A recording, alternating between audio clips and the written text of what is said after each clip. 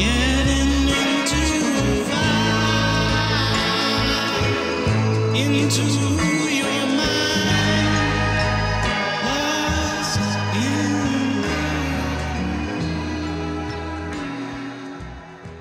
Wednesday, all that's good. So yeah, I really like Hmm. that a lot. It's a good flow to get into. I mean, when you're sitting there and you're writing a story, uh there's a lot of things that go on in your mind, putting the pieces together, figuring out, how what direction you want to go. Sometimes you can get input from other people if you're sharing that story with them. There's a incredible creative process that comes with writing. You don't really see with other art forms in the exact same way. Yeah, I'm pretty.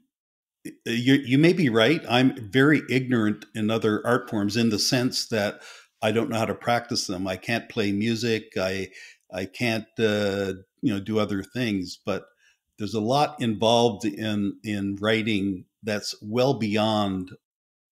Well, let's get out the keyboard and start tip tapping some things in, and in the end, I'll fix the commas and we're good to go.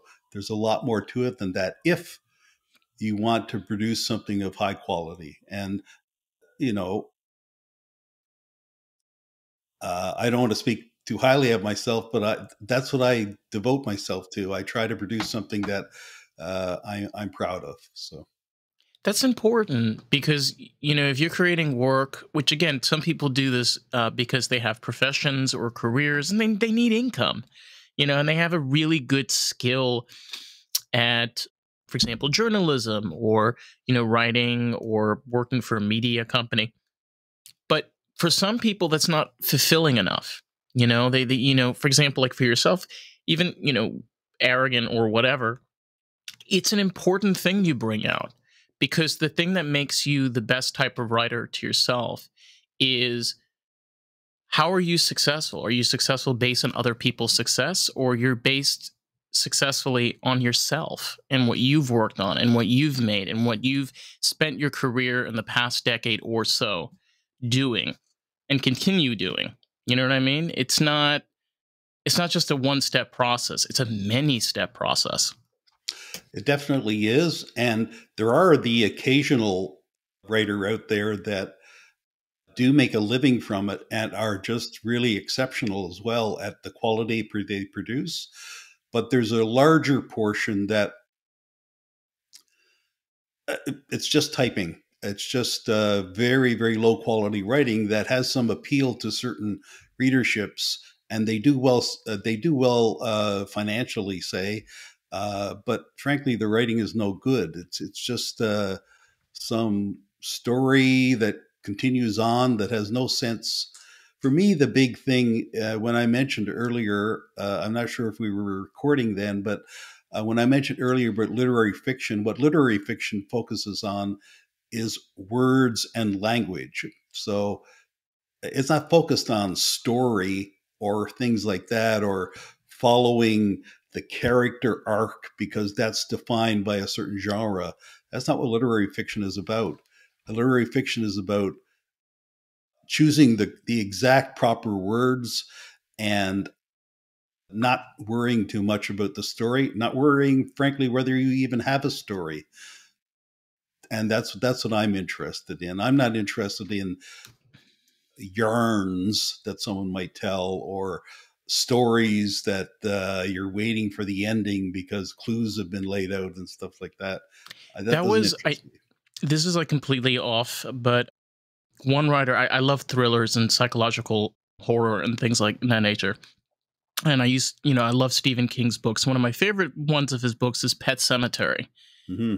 And one of the things I love about Pet Cemetery is throughout the entire book, which I'm like halfway through, you you don't feel over suspensed, you don't feel questioned, and you don't feel uncomfortable. You seem excited because he leaves you like good pointers and good information with each chapter. So you start putting the story together chapter by chapter.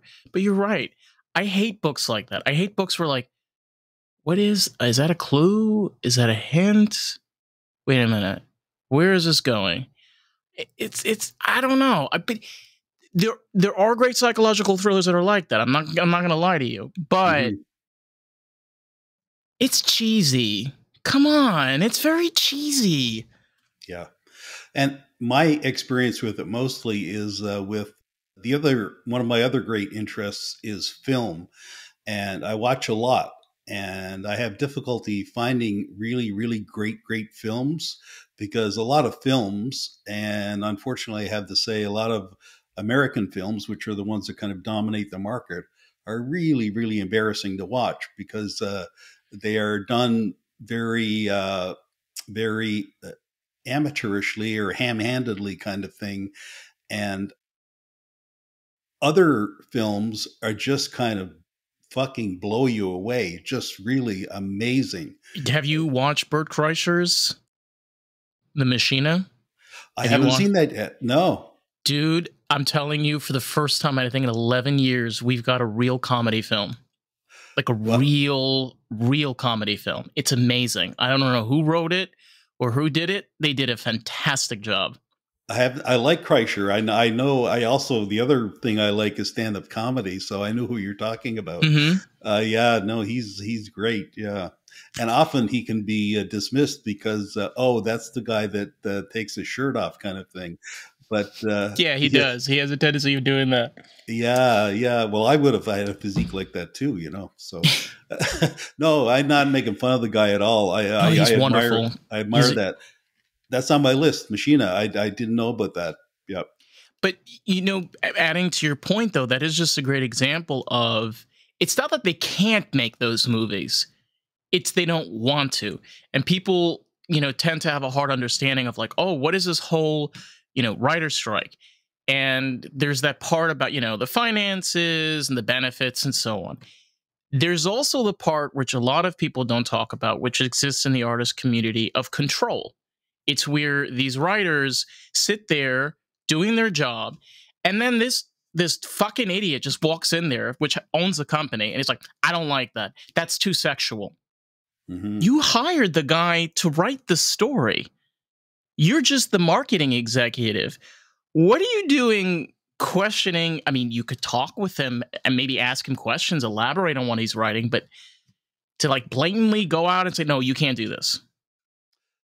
Yeah, It exactly. doesn't make sense. What it is it's competing interests, right? Basically, it's you know the quality of the aesthetics and the writing itself against the corporation. And the corporation has other interests, like are we going to get sued? Are we going to lose advertisers? That sort of thing. I'm not defending it, but that's what you basically have, right? So it's sort of like, I don't know if you remember the thing 2 or 3 years ago with a stand-up comedian named Andrew Schultz, who was about to put out something. I think it was on Netflix. I don't think he ever really said, but I'm pretty sure it was Netflix. And they wanted him to take out jokes. I think it was some of his abortion jokes. And he refused. And he bought back his own whatever upfront money and ended up getting a sponsor and making a lot more from it than he could. I just rewatched it in the last couple of days, and it's very funny. It's very incorrect, as they would say.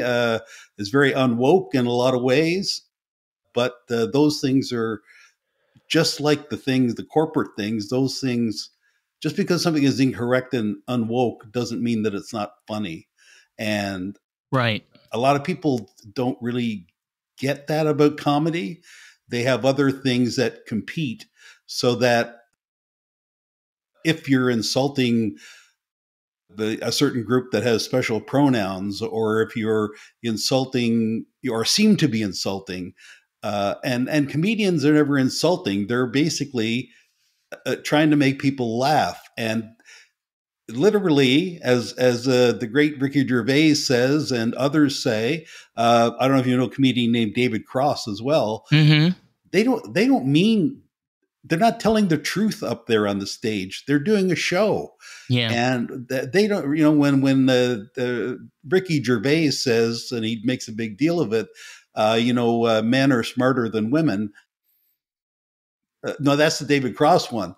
He doesn't mean that. He just doing it's a bit, right? It's a show. Yeah, it's also, you bring up a good point though, because it's also a good thing to keep in mind when you take like George Carlin, which is like one of the most famous comics ever.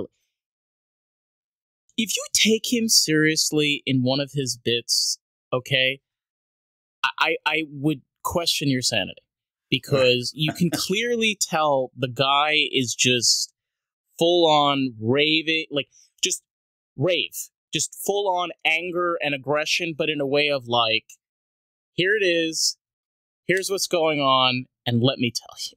Right, exactly. But the other thing is, the way I look at it is that it's irrelevant whether he believes it or not. That's not what's relevant. What's relevant is whether it's funny and well done or not. Whether he believes that all people in Congress should be assassinated or something, that's irrelevant. It doesn't matter whether he believes it or not. It matters whether you laugh at it, and that's the thing. That's always the test. I think, though, limiting humans' ability for interaction is a problem, and it's an issue that we're dealing with right now, especially with this whole woke movement, this extreme division of scale. There's no balance. There's one side over the other, which is more going to go one way over the other. But then the problem is it starts affecting actual people, such as ourselves, artists, people working in the workforce, and so on. You get to a point where, how far are we willing to go to take this and say, like, man, I just want to enjoy a good book that doesn't have like fucking black lines all over the fucking pages.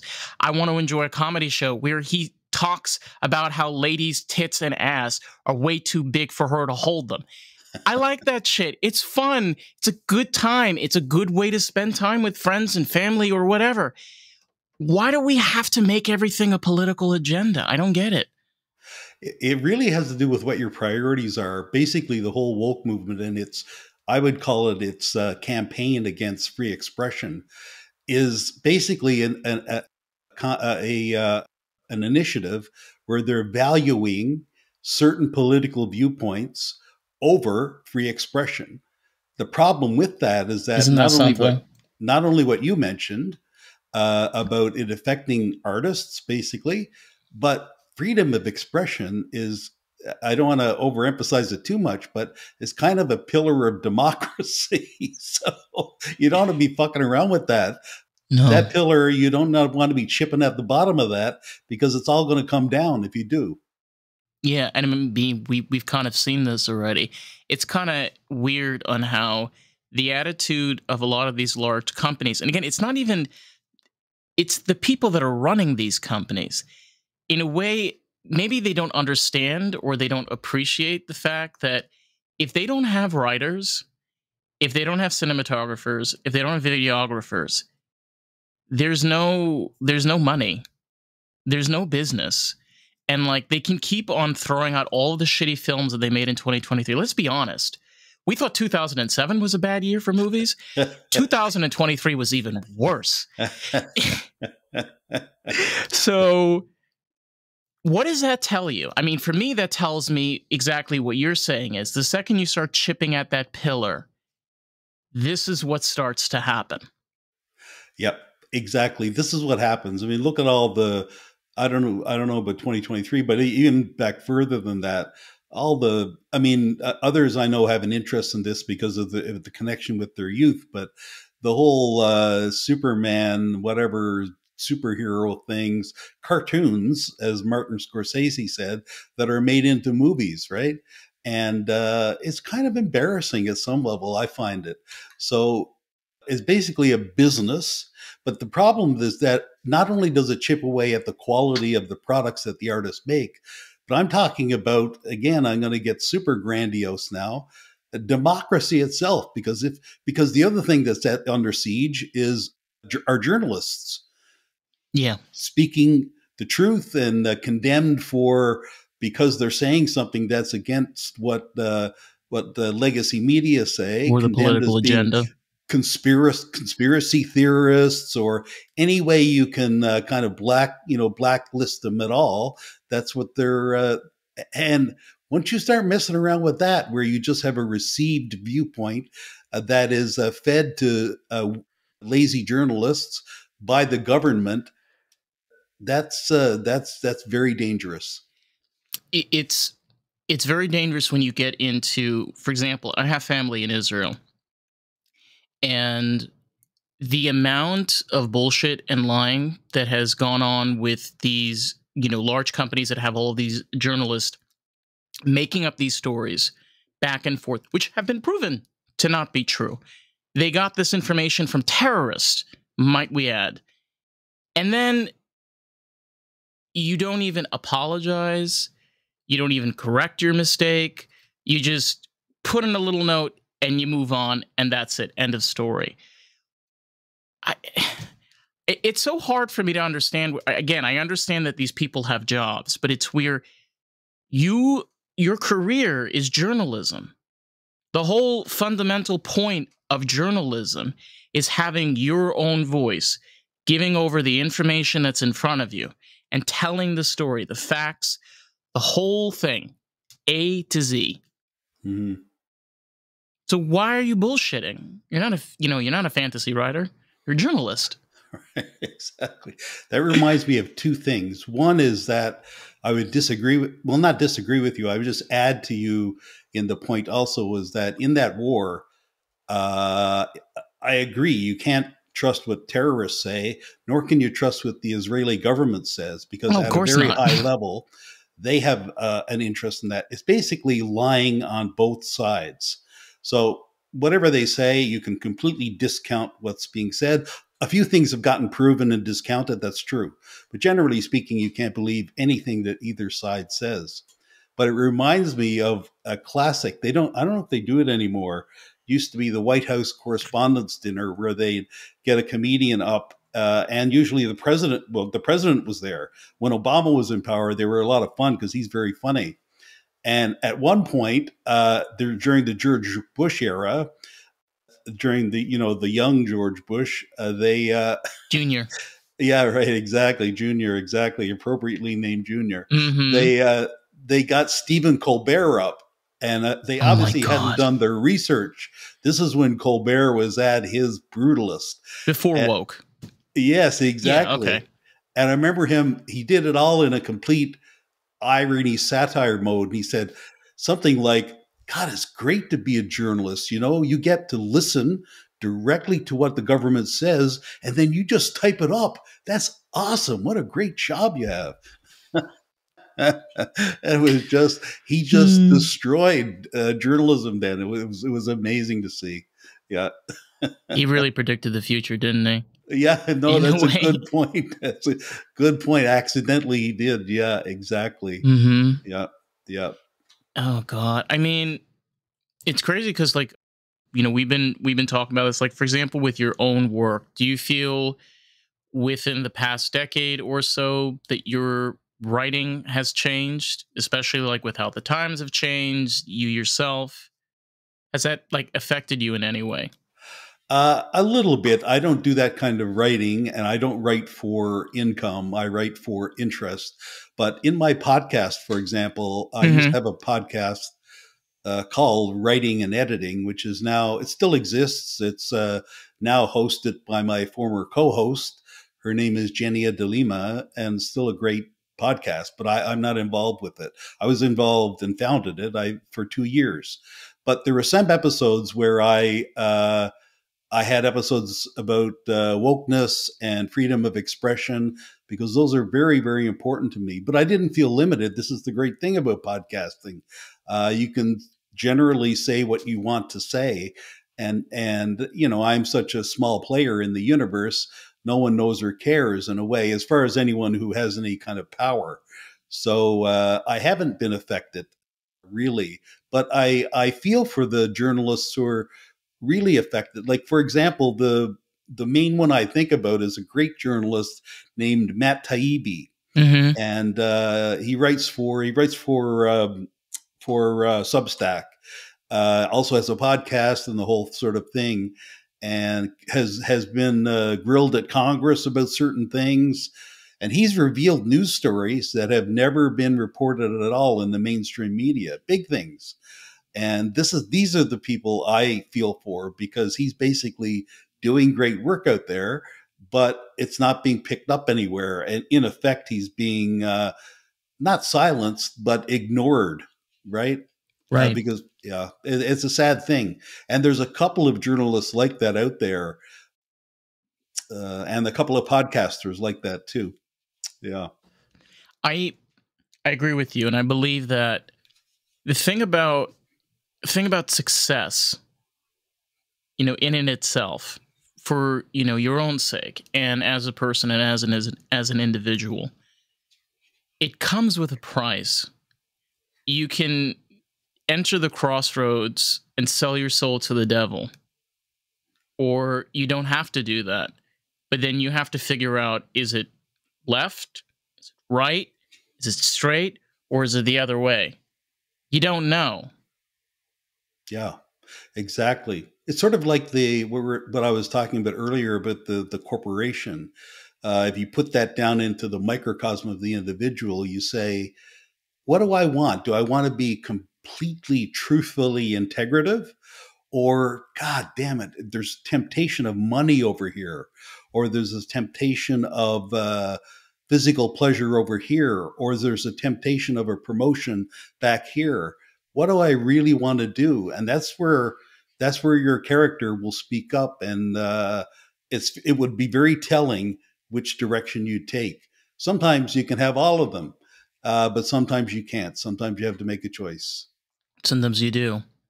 And the hard truth, and I think one thing that I've had to come to the realization of, when you're an artist and you're doing something that you're passionate about, yes, you want it to reach out to an audience, but at the same time, you're also looking for a connection. You like mentioned with podcasting. Why do people like podcasts? Because they can be, in a way, a part of a conversation. They can sit in their car after a long day of work and just veg out, Mm. and maybe learn something. That one thing that's really cool, like what's his name? He's the Russian. Oh my God, he's a Russian dude. He always wears a Lex Friedman. Don't know him. Yeah. He's a podcaster, but he was originally from Russia. I believe his family escaped, and he worked in business, and like he was an entrepreneur and so on. But the way he has conversations, he's had conversations with like Kanye West, and very interesting figures. And when he talks with them, and as you get through the conversation, and it kind of gets like deeper and deeper and deeper, you realize that he's not interviewing the other person. Mm-hmm. They're interviewing him. Mm-hmm. I love that, like that strategy. It's amazing. Yeah, no, it's true. That's a pretty skill. admirable mode there. The other one in between is kind of what you do, and is what I used to try to do as well. And it's a kind of a cliche to say it now, but to turn things into a conversation and not an interview. And the worst podcaster, well, unless you're an interview podcast, but if you're a one where you want to sort of engage the readers, the listeners more, it seems like just people are chatting. But I tried very hard when I did probably, I don't know, 100, 125 interviews when did the 2 years of my podcast. And I tried very hard even though I had notes in front of me in one corner, little bullet points, I tried very hard to keep it conversational. One of the secrets there, boys and girls, get out your pens and copy this down, is listen to what the other person is saying, believe it or not. Listen to what they're saying and be willing to go off the bullets that you have set to say. And if they say something that's intriguing, dive deep into it or query them on it, Right. That's where it comes from. The same thing, frankly, applies in any kind of conversation. A coffee that you're having with a friend or a date. And I've had this experience as well. People do not ask questions.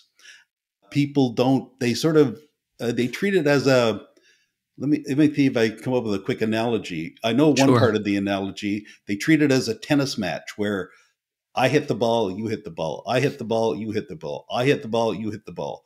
So there's no, so I would, if I would keep the sports analogy, maybe it would be more like rugby or a football tackle kind of thing where you get in there and really get around with it. That's what it should be like. And, Right. but I really wish people ask questions in all modes. And I guess I would end off by saying that the reason I think, or one of the reasons people don't ask questions is that at a fundamental level, they're not curious. They're not curious about what makes other people tick, as they say. There's also a level of fear because there is this sense of feeling when you're approaching someone, especially a stranger or someone that you're not familiar with, or someone that has different views than you do. And you run into the issue of not asking those questions because you're afraid of what their response is going to be. Mm-hmm. You know, it could be a negative, you know, it could be a positive, but you don't know. So sometimes that fear in it itself can cause you not to be able to push forward in that conversation. I see what you're saying. I believe you have, not you, but one has to surmount that fear and just go for it. What's the worst that can happen, right? Right. And in a one-on-one conversation at the coffee shop, as I was saying, often also the fear has to do with being perceived as being nosy or asking personal questions or anything like that. Define a personal, I love that. Define a personal question. You know, you always hear that, right? You know, it's, oh, that's a personal question. What does that exactly mean? You know? Well, for example, if you're at let's say it's a first date at a coffee shop where you're expected to sort of try to get a feel for each other and see how things go. A personal question, a non-personal question has to do with, I don't know, the kinds of TV shows you like, the weather, of course. Boy, this coffee is good, that kind of thing. A personal question, and I tell people this, I would be, rather than make small talk during a first date interview or at a party, I would prefer that people ask me about the traumas from my youth that have affected me. I want to talk about the gut-wrenching stuff that makes me who I am. Oh, and Jesus. I'd be willing to tell them straight out about it, or about my insecurities, or about any kind of deep thing like that really says about you as a person, you know, or ask me about my writing process, or ask me about, you know, what are things that you're really passionate about, that sorts of thing. I don't want to talk with the goddamn weather and stuff like that. You know, that's what I mean by a personal question, something that's really intrusive. Right. A really great person will pick up on it. And if you ask them, and they will just go and answer the question. A really person who's not used to that thing will maybe say something, or just get all nervous and say, well, I guess I'll never have a second date with this guy. That kind of thing. So that's what I mean by a personal question. Right. No, and I really, that's actually a really great explanation. You really elaborated really well on that. And you do bring up a good point, that thought in your head of, okay, he asked these questions, so I don't think there's going to be a second date. That's interesting because as a person, when you're dating somebody, or you're, you know, relationship wise or whatever, if that's what's going on in that person's head, are they relationship material? Like, are they going to be a person that you can have fluid communication and be open with, you know, and build something with? Or you're going to have a really shitty 12 years. Yeah. And actually, I've often come to the conclusion of I've been on a dating site or various ones for about a year now. And so I've been on 10 or 12 pretty horrific dates. And usually it's me who concludes because I don't get asked any questions. And when I ask personal questions, people are very awkward about answering them. And yeah, my conclusion is this won't be good. And I'm not talking about women. I'm not saying anything about women in general. I'm talking about the unsuitable ones for me in what I want, which is direct communication. What I would give people is that, yeah, okay, maybe it's a bit heavy to hear this on a first date, but come on, what's to be lost by giving it all up? I really had a kind of a change in the last, I don't know, 5-6 years or so where I thought, I don't care anymore. In the sense of I care a lot about just tell your truth, just say it. It's not going to hurt. It's good. And especially if it's someone you want to have sex with or want to have a relationship with, give it up. Give it up. It's great. Life is short. You're right. And I try to have that attitude of being an open book. I'm the type of person, for example, I date men. And in that scenario, you deal with a lot of different things. You deal with types of men that are very closed. They won't open themselves up at all. You meet guys that are extremely feminine. For me personally, that's not something that I'm looking for. And that just goes the completely opposite way. And that's the thing, though. You're right. Where when I meet somebody, texting is great, but for me, I want to meet the person. Mm-hmm. When I meet the person, I want to see what their personality is, how comfortable they are in a conversation. And if they're not, then, like we were saying, is you have to then ask yourself the question of, okay, if you're going to be in a relationship with this person, you don't have to move too far in the future. I'm not telling you to plan your marriage, and how many kids and how many dogs and you're living in the fucking suburbs. But more of where do you see yourself being in a relationship with this person sexually, romantically, affectionately, all of that combined. And if you question that, I don't think there should be a second date. Maybe. Yeah, right. It's interesting that you should say that because it's curious about your focus. If I'm hearing you right, is about conversation and connection, and you're trying to perceive that on a first date. And you were mentioning certain types that you like and everything, but that seems to be the thing. And I think for a lot of people, if I'm inferring correctly, that's not so important. Like conversation is not so important, and connection and saying things and being open. Maybe it only has to do with they just don't want to do it on a first date. I don't know what it's like in dating men. I date women. It's very similar to dating women. I'm not going to lie to you. I've heard that some of the parts are different. That's just what I've heard in the media. Some of the parts are different, but mentality and physicality-wise, it's a lot like women. Very funny. But, it may be that they might be fine 5 dates along, but often what you'll hear or what is expressed is that I want to get to know you first. And usually that means about finding out facts about you. And it often means also, I don't want to have sex with you until I get to know you. And I never got the chance to say this, but the way I see it is that,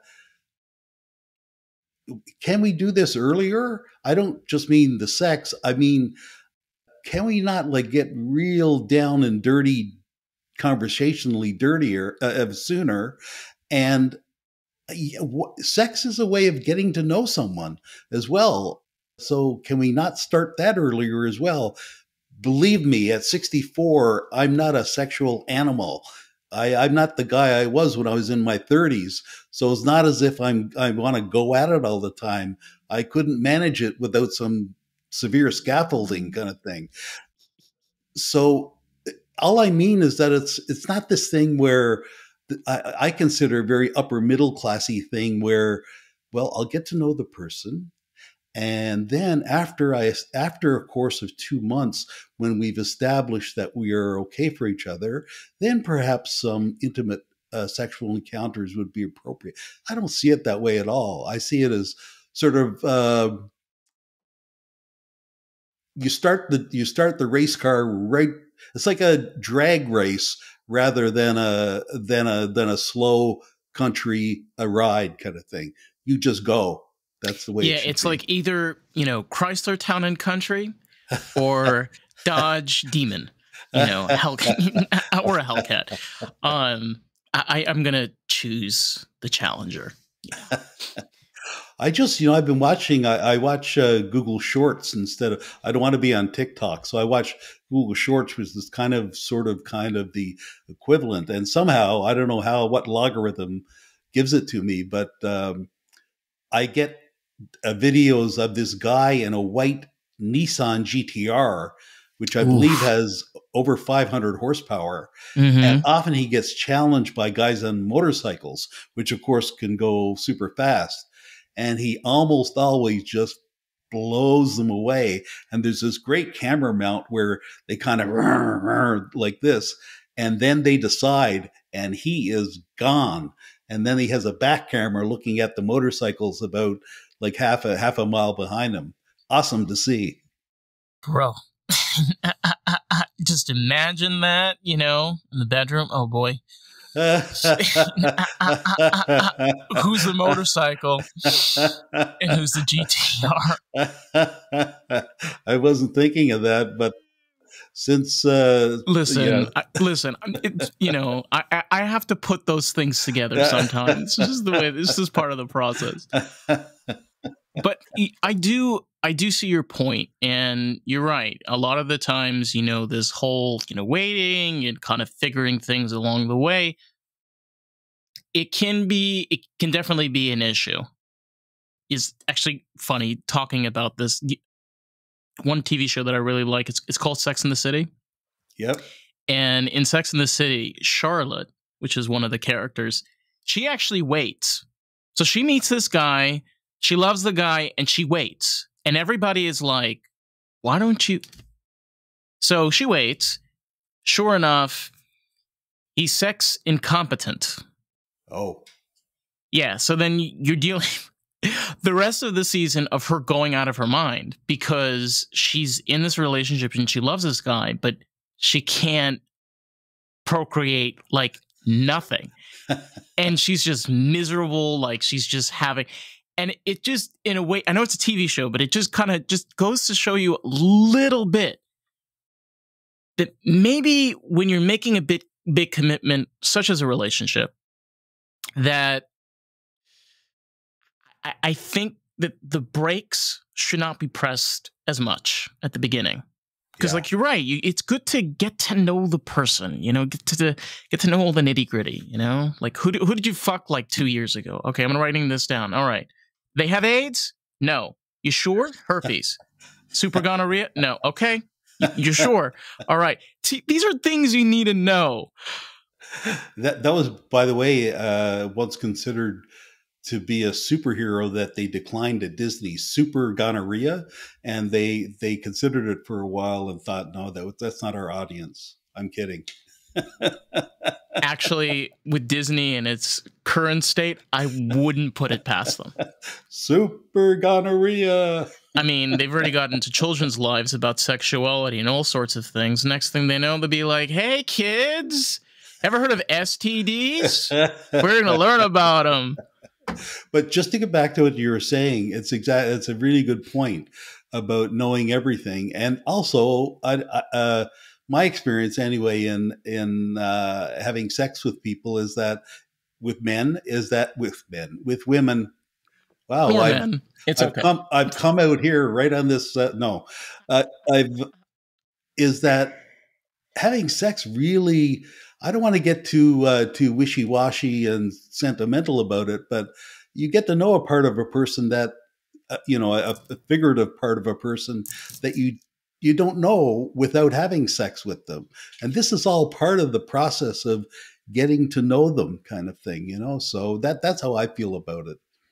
Yeah, for sure. And it's really cool because I like this because you're a writer and you're a creative thinker. I mean, I'm assuming, but you seem that type of person talking with you and getting into this idea where there's always an attitude of what to do and how to do it in every situation.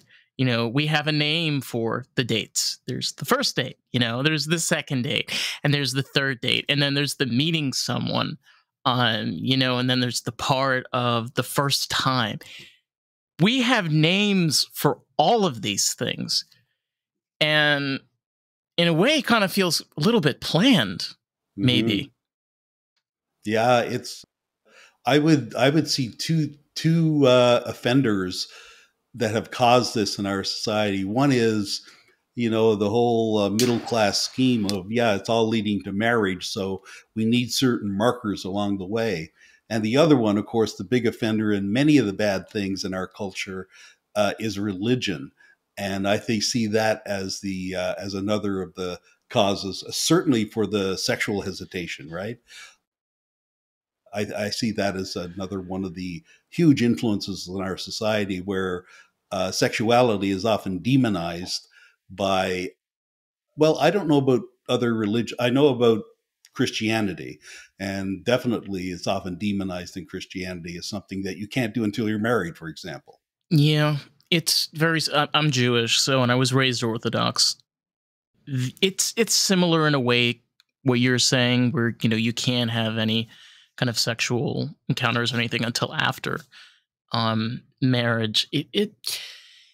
It also depends, because depending on what type of orthodoxy, if you're modern Orthodox but this is the thing, like you brought this up about religion. It just gets into these holes in the Swiss cheese, and it goes all different ways, and I don't see why this has to be complicated. I mean, for Christ's sakes, we've been around for over 200 million years as a species. Okay, we've been wiped out twice. I mean, one is Apophis, which is the Younger Dryas theory, and then there's the other one, which was over 100 million years ago. But hello, we figured out how to fuck our way to 2024, baby. And we've got another, I'm happy to say, 2 or 3 years left before we're eliminated again. Yay. So let's get it on,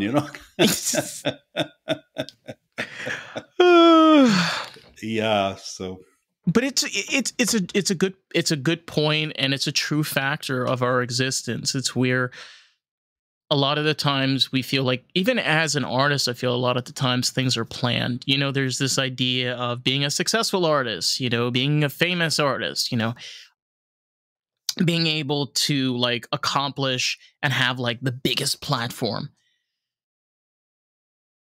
But is that really what you're going after? Or what you're trying to go after is making the best thing that you can make?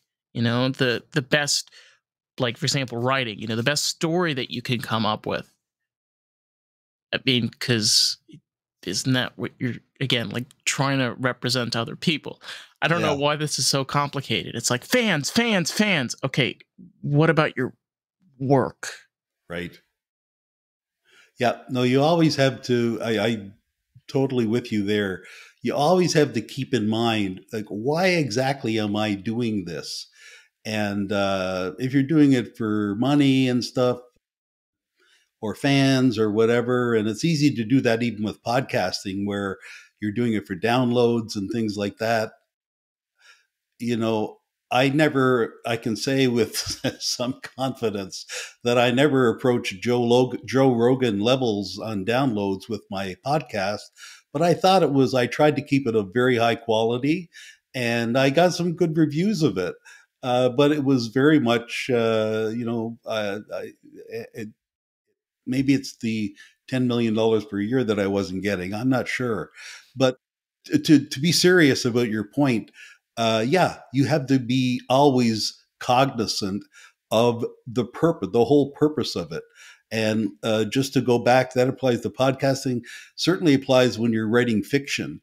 If you want, you have to be massaging that and editing that and going over that and deleting bits and all that. It's a whole process, and you have to be satisfied with the end product. I recently did a project where I went through and looked at my past writings, and there were, I think, 2 or 3 novels that I was no longer proud of. And I was lucky enough to get Amazon to remove them from Amazon, which apparently they rarely do.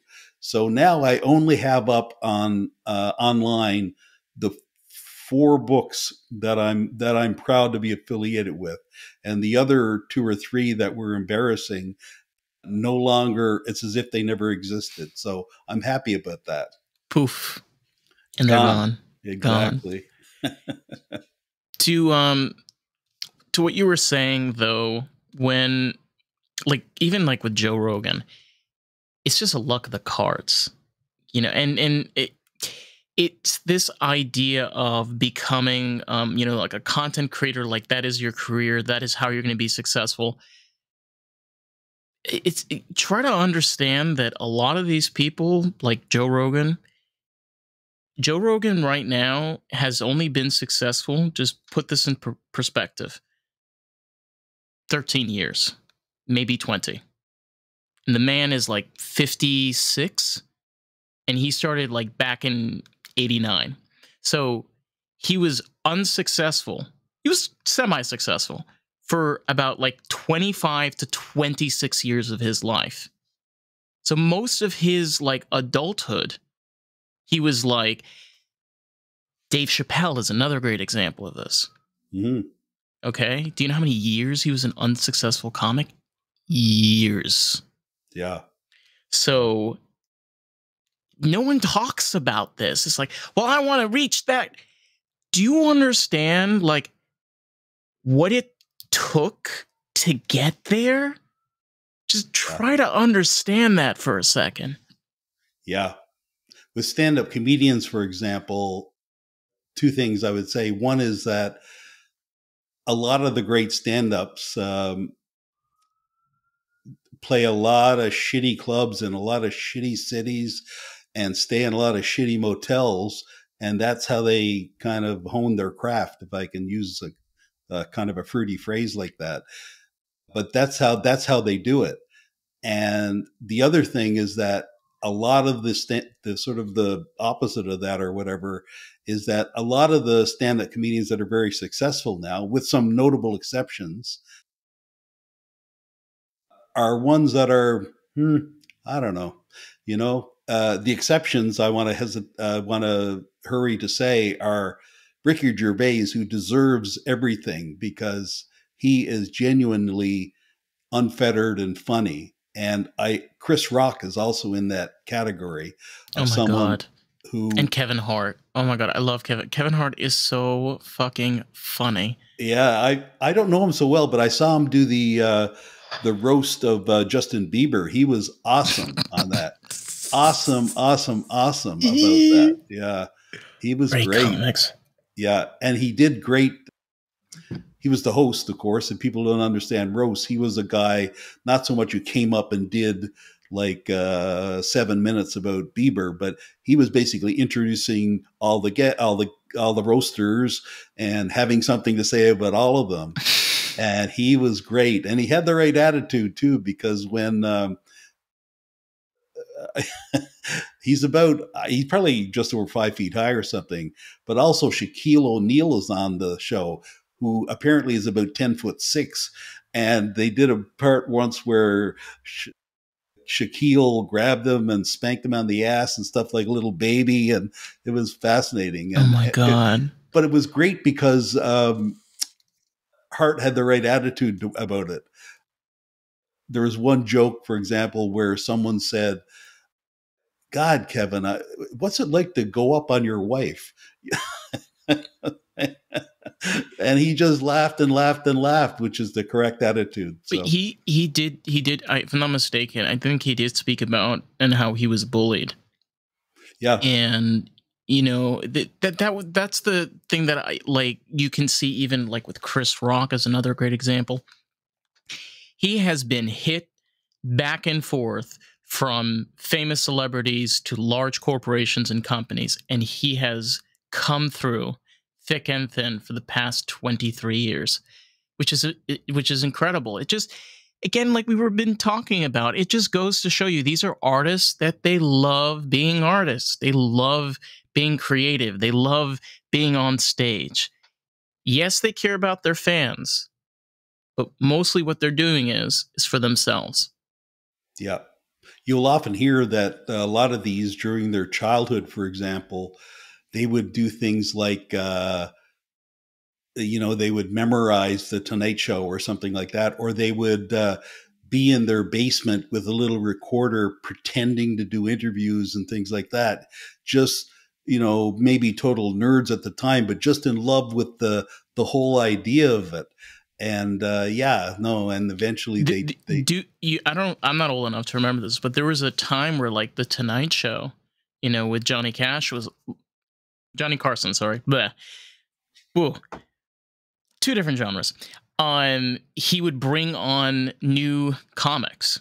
Yes. So people that were, just round the crowd, and then their career would just.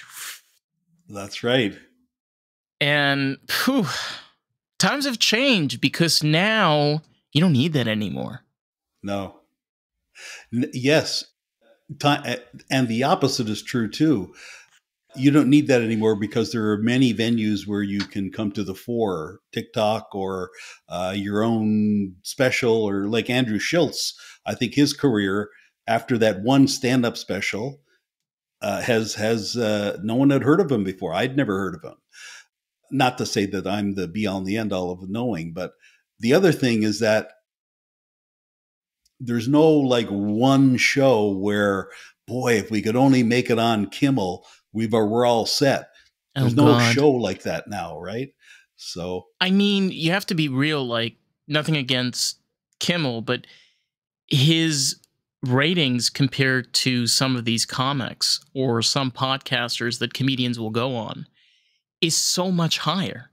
Yeah. So as a comic, it might make more sense to go on Theo Von's podcast than to go on to the Jimmy Kimmel Show. Just, right. Yeah. Think about that for a sec. It's crazy. Yeah, because you're in the right niche, even though, for example, Kimmel is a comedian and has comedians on. He's basically a talk show host. So he will have on lots of people who have nothing to do with comedy. I don't know. I've seen little bits of Theo Von's show, but I've seen little bits of others as well. Kreischer and what's his name? The other great guy have a show together. Two bears and a cup or something it's called. Something like that. Yeah. And but what I was going to say is that their niche is comedy, whereas Kimmel is more of a generalist, right? Right. Yeah. Yeah, and it just kind of shows a little bit of, this shift of perspective. It's where, as an artist, where do you want to put yourself in? Because, collaboration is really important.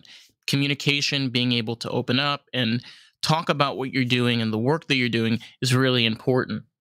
But when you have these platforms that they have their own agenda, they're not there to help build your career or any shape or form. But now there is that option of podcasters that are comedians that, unlike Jimmy Kimmel, actually are on the road. They actually perform live on stage in front of audiences. You have the opportunity to talk with this type of person and be able to reach their audience, which more than likely will listen to your show. They'll probably, you're in their area, they probably will book a ticket if they, oh, wow, they're on Theo Von, I want to check this out. I want to go. That is more realistic for you as an artist compared to being a part of that corporate, network. Yeah, no, that's right. Exactly. Broadcast television kind of thing, or whatever it's called now. Well, I hear it called legacy media. So it's a good point that you make. Exactly. Right. Mind me asking, you mentioned about your books. You mentioned you were a part of a podcast. To anybody that is listening, where exactly can they find your work, and what type of work have you made? My name is Wayne Jones. And if you go to waynejones.ca, I'm in Canada, it has links to everything I've done. So basically what I've done is that I used to write short stories. I don't do that anymore. I published one novel that I'm still very pleased with called The Killing Type. It's simultaneously a mystery novel and a parody of mystery novels. I'm still happy with that book. I've written I like the title. Yeah, that's right. Thanks. And I've written a book, I guess you would call it a memoir, about personal minimalism called Less and Less. It's a very teeny book, about 75 pages long, but I'm still happy with that book as well. Basically looking at the psychology of someone who likes minimalism in their personal space and what that says for their relationships with people. So I tried to be honest and self-examine in that way. And then I've written 2 biographies. One was just published a few months ago called My Sam Johnson. And this is a biography of someone I studied in university, a writer who lived in the 1700s in England. But then I've also co-written with a great comedian named Matt Balaker, who's based in California, a biography of the great, the awesome, the superb stand-up comedian Greg Giraldo. We co-wrote that biography. And those are the books that I've done. And my podcast, I was retired, and I like talking, and I like expressing myself. And I know a little bit about writing, and I know a little bit about editing. I also do freelance editing. And I thought I'll start a podcast, and I was happy to see it grow. Over 2 years, it grew a lot, in my scale kind of thing. And eventually, though, I got a little tired of doing it. And fortunately, I found this great friend to take it over, and she's now doing it, and I'm sure we'll make it even better. So that was called Writing and Editing. It's still going. You can get it, as they say, wherever you get your podcasts, and it's a really great thing. And now what I'm going to start is I'm just preparing it. You can also, I discovered, podcast via Substack. So I'm going to do a Substack newsletter, but also a podcast. And this will be a scripted podcast, unlike the other ones, which were mostly unscripted. Well, we're all unscripted, called An Introduction to Christianity. And it's basically done as a satire. So I gotcha. It's all about establishing the right tone. And that's going to debut probably in a couple of weeks. I'm just sort of planning it now. I'm the style of it and everything. Letting it brew, That's true. And just testing out the technology and all that sort of thing. And I'm the 2 denominations I'm very familiar with are Pentecostalism and Roman Catholicism.